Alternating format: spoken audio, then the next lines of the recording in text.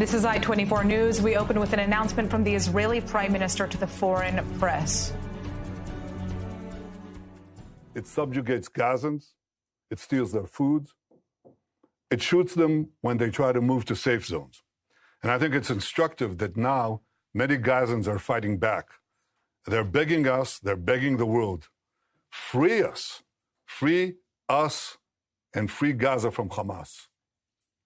No nation can accept a genocidal terrorist organization, an organization committed to its annihilation, a stone's throw from its citizens. Our goal is not to occupy Gaza. Our goal is to free Gaza, free it from Hamas terrorists. The war can end tomorrow if Gaza, or rather if Hamas lays down its arms and releases all the remaining hostages. Gaza will be demilitarized. Israel will have overriding security responsibility. A security zone will be established on Gaza's border with Israel to prevent future terrorist incursions. A civilian administration will be established in Gaza that will seek to live in peace with Israel. That's our plan for the day after Hamas, and let me summarize it. 5 principles for concluding the war. 1, Hamas disarmed. 2nd, all hostages freed.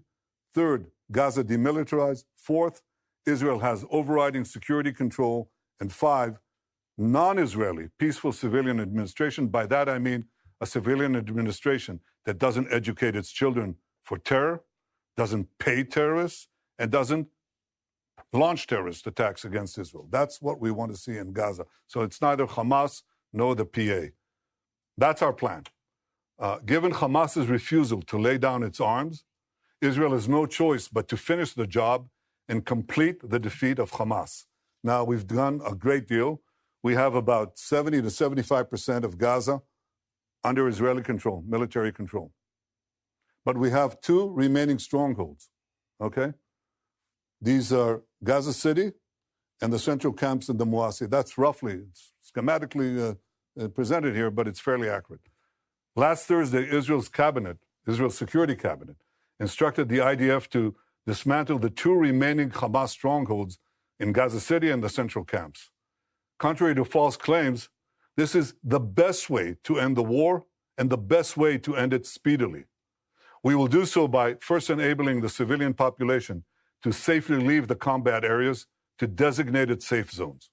In these safe zones, they'll be given ample food, water, and medical care, as we've done before.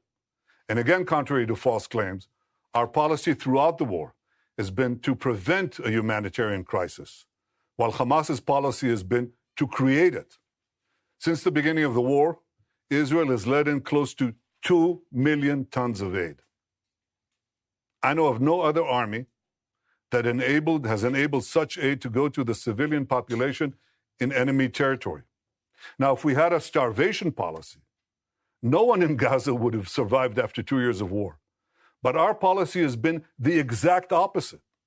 We let in, as I said, almost 2 million tons of aid and sent millions of text messages, millions of phone calls to Gazans to get out of harm's way. Yet in the last few months, Hamas has violently looted the aid trucks meant to get to Palestinian civilians. They deliberately created a shortage of supply. And the UN consistently refused, until recently, to distribute the thousands of trucks that we led into Gaza through the Kerem Shalom crossing. So our problems, we've had tons of uncollected food rotting on the Gazan side of the border because the UN was and still is unwilling to deliver all of it. Here are the tons and tons and tons of humanitarian aid that Israel led in to the Gazan side of the Kerem Shalom crossing, just sitting there because it's not distributed. So now we're going to go around this obstacle. We are going around it by doing 3 things. 1, can I show this, please? Okay. Designating safe corridors for humanitarian aid distribution. No, that's showing the problem, not showing the solution, but here it is. First, designating rather safe corridors for aid distribution. You can drive trucks there and you'll be safe. Second, increasing the number of safe distribution points managed by the Gazan humanitarian foundations. And 3, airdrops. That's airdrops done by the Israeli Air Force, and we're inviting others to join us. The result has been a humanitarian surge, which we're coordinating with President Trump and his team, and hundreds of trucks have gone in recent days. This is preventing hunger, but it's not prevented the global campaign of lies that we have all witnessed. So in Gaza, despite Hamas's obstacles, 2 million people are now getting access to humanitarian aid. But I'll tell you who isn't. The only ones that are being deliberately starved in Gaza are our hostages. This is Evyatar David. Look at his hand, at his arm. He's being deliberately starved by these Hamas monsters. And look at the Hamas captor. Look at the difference. He's eating, and he's eating well. The purpose of this news conference is to puncture the lies and spread the truth. But that distortion has been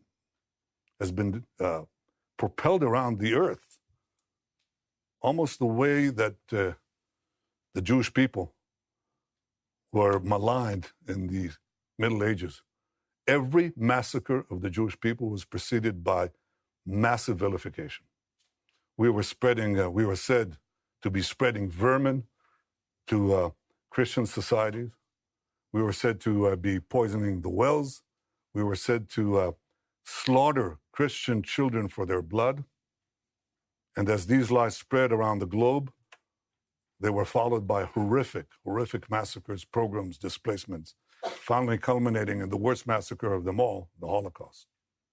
Today, the Jewish state is being maligned in a similar way. Everything that I told you could be verified easily, but it hasn't. And the international press has bought hook, line, and sinker Hamas statistics, Hamas claims, Hamas forgeries, and Hamas photographs. For example, these 3 children. The first one is Osama al-Raqub. He is in Italy getting treatment because Israel got him out. That's what he looks like today. He has a genetic disease that damages the lungs and digestive system. It makes it hard to absorb nutrients and gain weight, okay? So Israel facilitated Osama's travel to Italy, where he got the medical aid that transformed his position. The second one is Abdul Qadir al-Fayumi. He suffers from a genetic neurological disorder, spinal muscular atrophy, a degenerative condition that causes muscle wasting, weakness, and severe weight loss unrelated to nutrition. This was the real cause of his frail appearance, not starvation. In fact, he was treated in Israel in 2018. Doesn't help because it's a congenital disease and it defies most treatment at least. The third one is the most celebrated one. This is a New York Times cover photo. It's on the front page of Muhammad Zakaria Ayub and his mother. Muhammad Zakaria Ayub is suffering from a genetic illness, which you're familiar with. It's called cerebral palsy. His mother is well fed, and his brother is healthy. I'm looking right now into the possibility of a governmental suit against the New York Times because this is outrageous. Of course, the correction was postage size. I don't know where it was buried. But this is outrageous. These are the 3 most celebrated photos, and they're all fake. It's the kind of malignant lies that were leveled at the Jewish people in the Middle Ages. We won't suffer. We won't allow it to go unchallenged, and this is the purpose of this press conference. I hope that you open your eyes to a simple fact. Hamas lies. Now you can ask me any question you want. Thank you, Prime Minister. Could you give us, please, a timeline when you expect to conclude the new expansion of the new offensive? And if you can give us a few more details about how you're going to provide about this humanitarian surge and how GHF is going to be involved in this. Thank you. Well, the timeline that we set for the action is fairly quickly. I mean, we want to, first of all, enable safe zones to be established, facilities to be brought to, so the civilian population in Gaza City can move out, as they moved out in Rafah, by the way. You remember in Rafah? There were 1.4 million people. people said they can't, they have nowhere to go and they're not going to move out. It took us, I think, about 8 days or 6 days to move them, and they all moved. There were practically no civilian casualties because they all left. And they went to the Moasi area that I showed you before on the map. We think we can achieve a similar result that safeguards the civilian population, at the same time enables us to go at the last stronghold, the most important stronghold of Hamas, which we haven't done so up to the war. I mean, we've been there, but we haven't taken it as a goal to dismantle the Hamas stronghold there. We do now. I don't want to talk about exact timetables, but we're talking in terms of fairly short timetable, because we want to bring the war to an end. This is how we bring the war to an end. As far as the surge is concerned, we're talking to the U.S. about additional measures, but we haven't waited. Because what we're doing, as I said, is designate safe corridors, allow, and expand the GHF distribution points, and they're trying to bring in more resources, hope to recruit some international organizations, maybe, God willing, the UN, if they ever decide to actually do something for the Palestinian people that doesn't go through Hamas. And third, increase the airdrops. The airdrops are important, but they're not the most important thing. The most important thing is ground routes that bring aid, a surge of aid to the Palestinian population as far as we can without letting Hamas loot it. Second question. Prime Minister, 2 questions. Firstly, why is Israel not allowing foreign journalists into Gaza to report independently? And secondly, President Trump has said there is real starvation in Gaza. Do you disagree? Yeah, on the first question, in fact, we have decided, and I've ordered, directed the military to bring in foreign journalists, more foreign journalists, a lot. There's a problem of assuring security, but I think it can be done in a way that is responsible and careful to preserve your own safety. So the directive has been since, when is it? 2 days ago. From what you're telling me, it hasn't yet been implemented, but it should be, because I think you should see it. And one of the things you're going to see is precisely our efforts to bring in Gazans, to bring in rather food to Gaza. You'll see the trucks that have been entered Gaza and are still waiting to be distributed. You'll see Gazans who are fighting Hamas. We haven't seen it since the beginning of the war. And that's a reflection of the fact that they know that we're approaching the end stage. And these people are, risking their lives and their families, but they say, we can't take it anymore, and they fight back. And the other thing you'll see is physical destruction. And the physical destruction is not because Israel is destroying structures with people in there. That's not what's happening. Israel, in fact, is clearing the population, as in Rafah. But the Hamas terrorists who may stay in those areas booby-trap just about every single building. Not every single building, but a lot of them. And every road, and every street, and every junction, every intersection. So one of the things that we do is we place basically old APC, armored personnel carriers, with tons of explosives, and we detonate them, and they set off all the booby traps. That's why you see the destruction. And we do similar things in the tunnels. The tunnels, these terror tunnels, we put TNT in them, and we detonate that after people have left. But they're under buildings, so the buildings collapse. That's why you see destruction.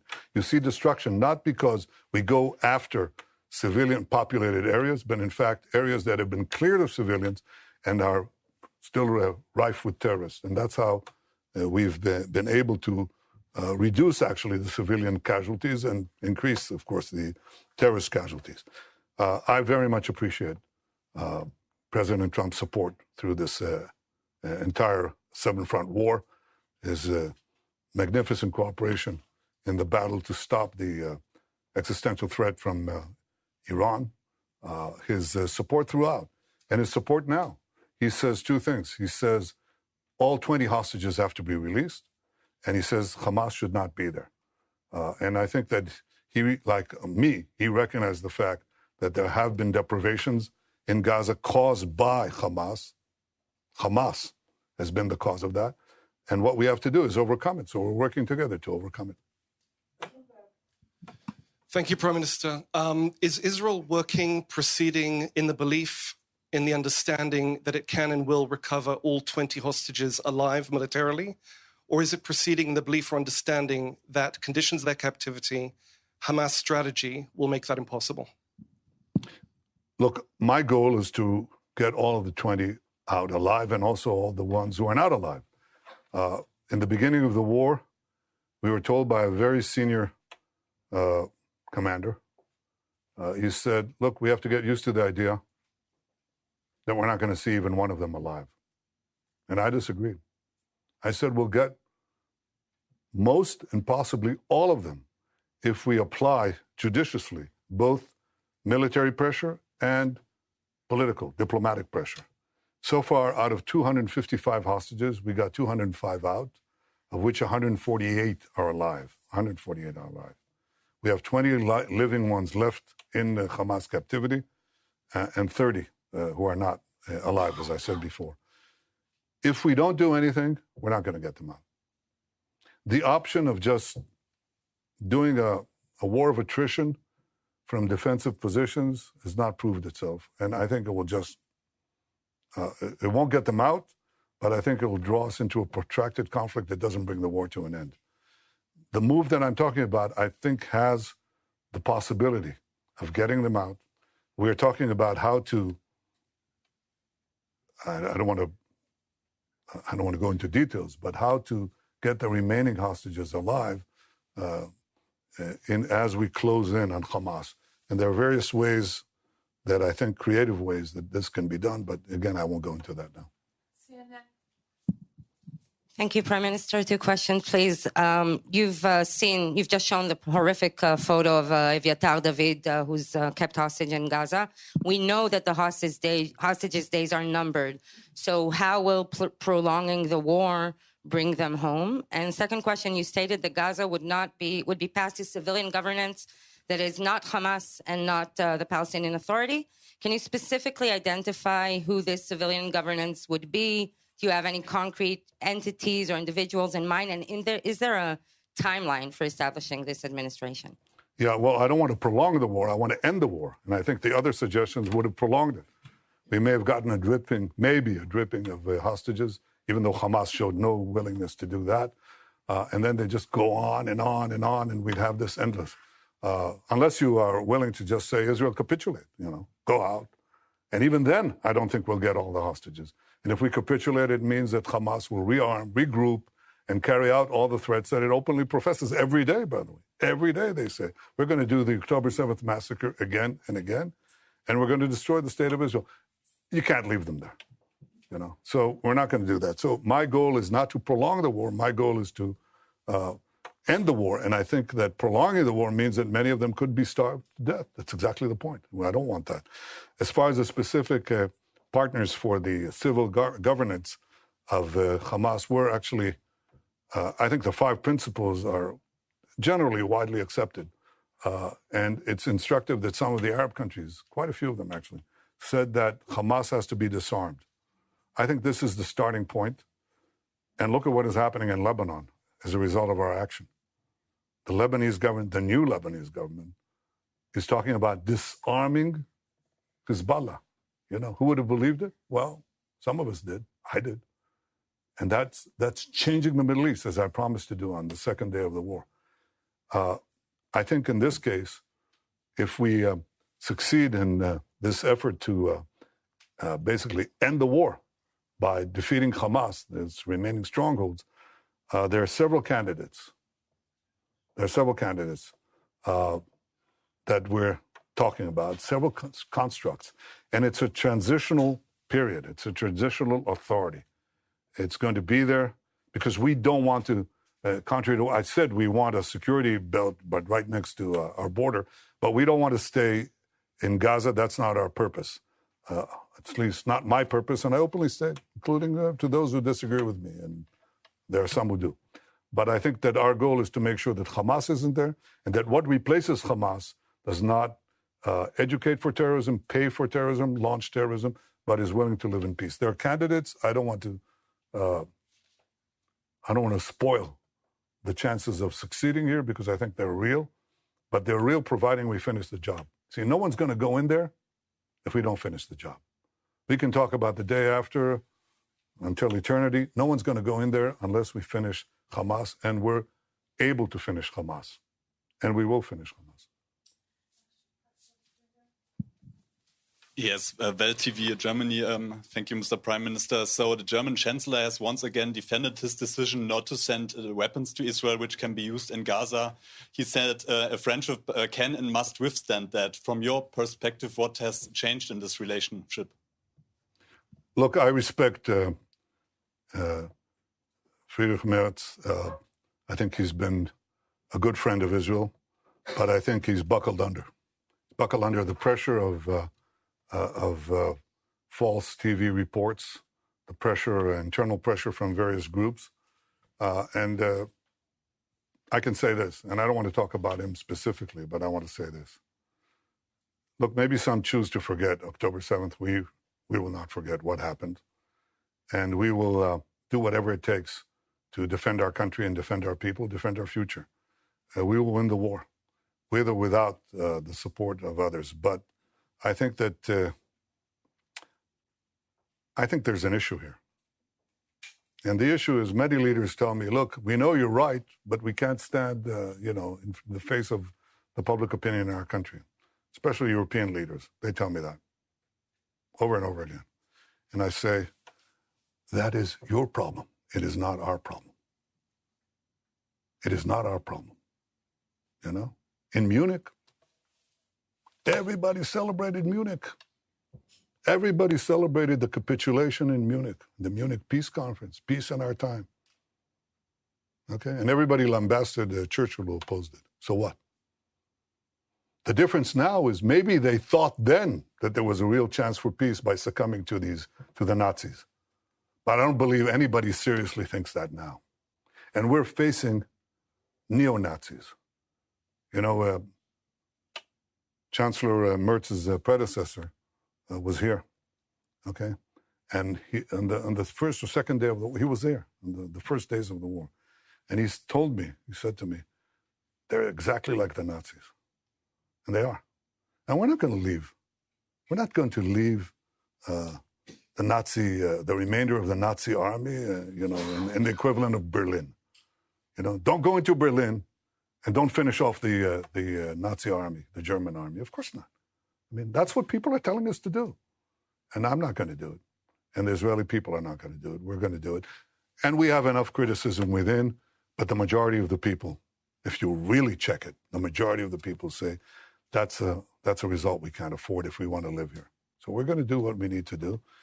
And I hope that Chancellor Merz changes his policy. And you know when he'll change his policy? For sure? When we win.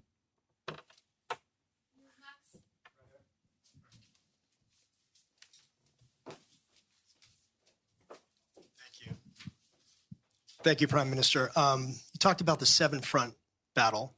There's an 8th front, the propaganda war, the information war.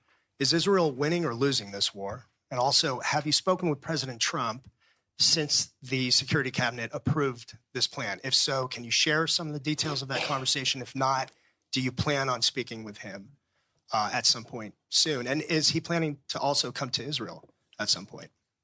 Well, I suggest you ask him that. But I haven't spoken to him since next Thursday. Yes, I intend to speak to him very soon. You asked about, sorry, can you repeat the first part of the question? The first part was about the propaganda. Oh, the propaganda war? Well, look, no, I think that we've not been winning it, to put it mildly. I think there are vast forces that are arrayed against us. Among other things, the algorithms of the social network that are driving a lot of everything else, and people who really know, and they're the foremost people in this field in the world, they're telling me that about 60% of the responses on the social media are bots. They can categorically say they're bots.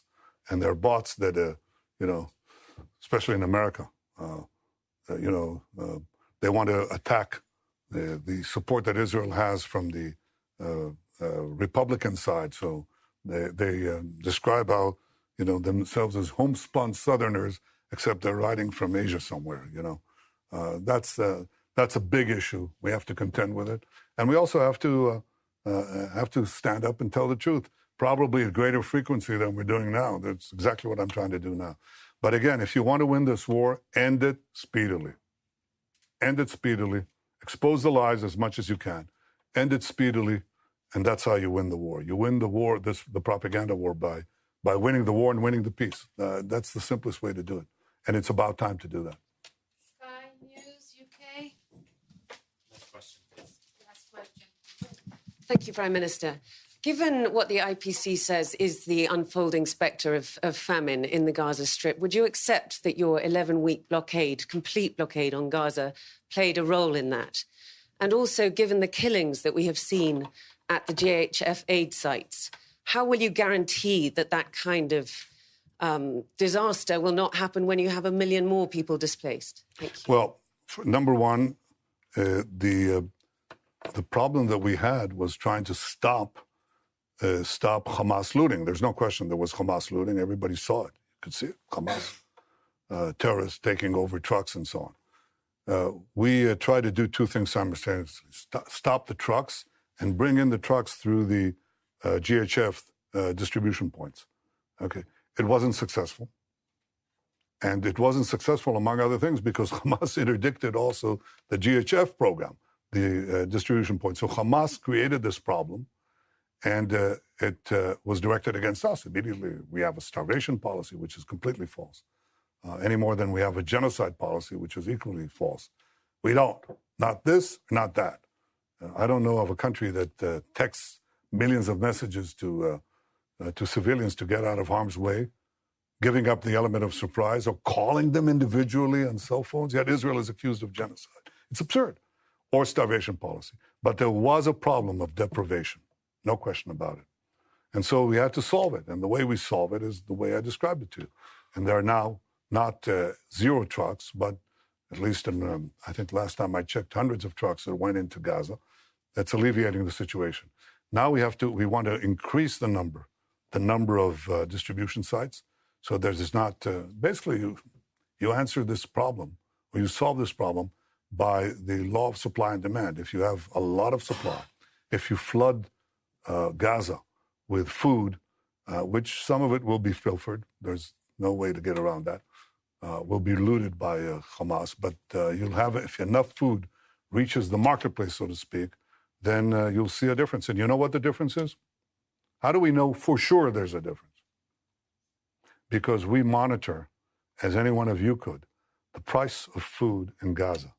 It's plummeted. It's plummeted ever since that we decided to take to do the humanitarian surge.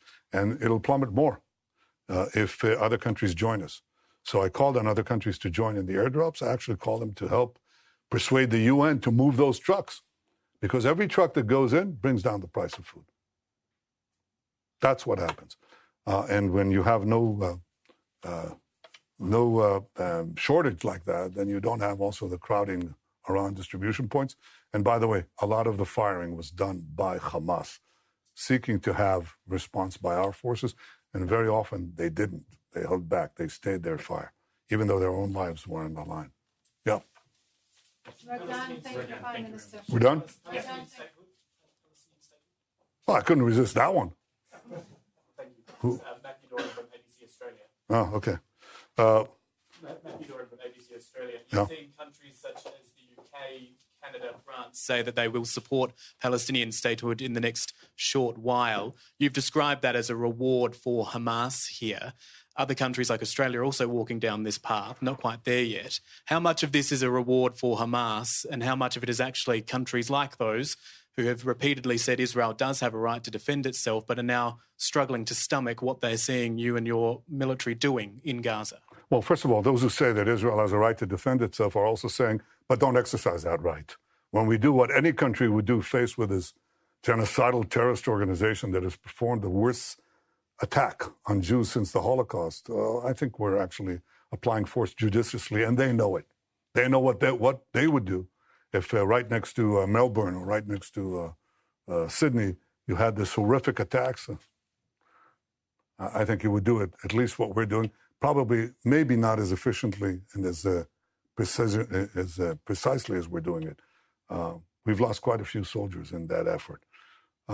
But that's the first thing. I think that the second thing you ask is Palestinian State. Well, the assumption, the prevailing assumption in this is that the problem that we have with the Palestinians is the absence of a Palestinian state. And if they were given a Palestinian state, they would stop the efforts to destroy the Jewish state. But the Palestinians were offered a state many times, including in the partition resolution, and they turned it down. They were offered statehood by my predecessors with lavish concessions. They turned it down because the Palestinians are not about creating a state, they're about destroying a state. That's why they opposed the Jewish national movement to create a state. It's called Zionism. They opposed it before the inception of the Jewish state, and they've opposed it since. They've opposed it when they had the Judea and Samaria, the West Bank, and Gaza in their hold. They didn't say, let's create a state there. They didn't say that. Because again, their goal is the destruction of a state. It defies imagination or understanding how intelligent people around the world, okay, including seasoned diplomats, government leaders, and respected journalists, fall for this absurdity. It's so easy to verify, you know. And look at the PA, okay? Look at the Palestinian national movement today is divided, okay? Divided between two forces, okay? The Palestinian Authority in Judea and Samaria and Hamas in Gaza, okay? Hamas in Gaza had a de facto state. It had a state. And it used it to launch a war of terror against Israel because their doctrine is that the destruction of Israel should proceed with forceful and direct military and terrorist moves. That's what they did on October 7th. And that's what they'll do again if we don't destroy them. The Palestinian Authority, on the other hand, says no. First, Israel has to be reduced to indefensible boundaries. You've got to get them out with the ICC, with the UN, with the Security Council resolutions, drive them to indefensible boundaries, and then deliver the blow, because Israel is too strong in its present configuration. These discussions are open. They're held. Anybody, you don't need Israeli intel for it, believe me. Okay? You can just scour the web. You'll find it. Okay? So they have no difference about the goal. That's why the Palestinian children in Judea and Samaria and the Palestinian children, that is the Palestinian children under the PA and the Palestinian children under Hamas, are educated with exactly the same textbooks. That's why the PA calls its public squares against mass killers of Jews. That's why they have pay for slay. The more Jews you murder, the more you get paid, or your family gets paid. I mean, so that's the crux of the problem. The real reason that this conflict persists is not because of the absence of a Palestinian state, but the persistent Palestinian refusal to recognize a Jewish state in any boundary, okay? Now, when you give them a Palestinian state, when they haven't abandoned the goal of destroying the Jewish state, all you're doing is you're bringing the next war closer. Again, Hamas had a state. You just brought the war closer. And if you did the same thing in Judea and Samaria, right above Tel Aviv, enveloping Jerusalem, some say cutting Jerusalem into two, that's all that's going to happen. You're going to have the radicals again take it over, Iran take it over, and start a state from improved boundaries, start a war with improved boundaries. That's not going to happen. I think the solution to this problem is that the Palestinians should have all the powers to govern themselves in the places where they live and none of the powers to threaten Israel. They should obviously reform their whole education system. They should reform their whole historical outlook and say, all right, we accept that Israel is here to stay, not as a fact, as a physical or geographic fact, but as a fact of historical equity. If they want to live here next to us, they have to stop seeking our destruction. And to give them an independent state with all the trimmings, okay, is to invite a future war and a certain war. And that's something that today the Israeli public forcefully opposes. Before the war, by the way, it was about, two-thirds in the overall population, probably 60-40 or even more, in the Jewish population. But now it's changed more dramatically. I mean, we had a vote in the Knesset a few months ago about the possibility of having a Palestinian state. And the result was 99-9. 99-9. And that covers a very broad spectrum. And today, most of the Jewish public is against the Palestinian state for the simple reason that they know it won't bring peace, it'll bring war. To have European countries and Australia march into that rabbit hole, just like that, fall right into it, and buy this canard is disappointing, and I think it's actually shameful. But it's not going to change our position. Again, we will not commit national suicide to get a good op-ed for 2 minutes. We won't do that. Thank you. Thank you very much.